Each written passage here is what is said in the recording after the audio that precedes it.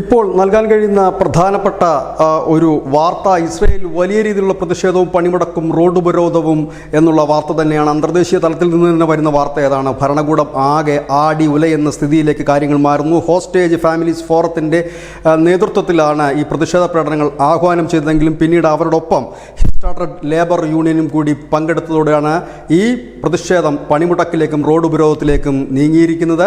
ബന്ദികൾ കഴിഞ്ഞ ദിവസം കൊല്ലപ്പെട്ടതുമായി ബന്ധപ്പെട്ട് ബെഞ്ചമിൻ നെതന്യാഹുവിനെതിരെ ഉയരുന്ന വലിയ പ്രതിഷേധം തന്നെയാണിത്.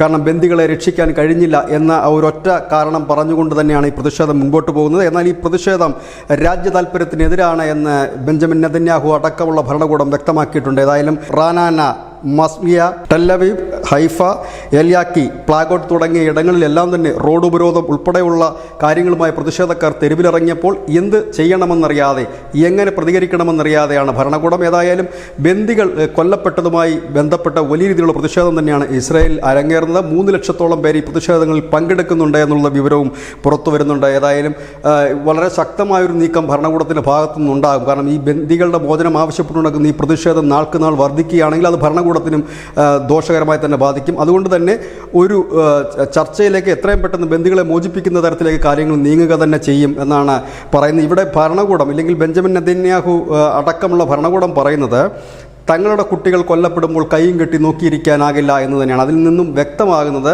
ഒന്നുകിൽ ഈ ബന്ദികളെ മോചിപ്പിക്കുന്നതുമായിട്ടുള്ള ചർച്ചകൾ ത്വരിതഗതിയിലാക്കി അവരെ മോചിപ്പിക്കാനുള്ള ശ്രമം നടത്തുക, ഇല്ലെങ്കിൽ വലിയ തിരിച്ചടി തന്നെ ഹമാസിന് നൽകുക എന്നതായിരിക്കാം. News desk news India Malayalam.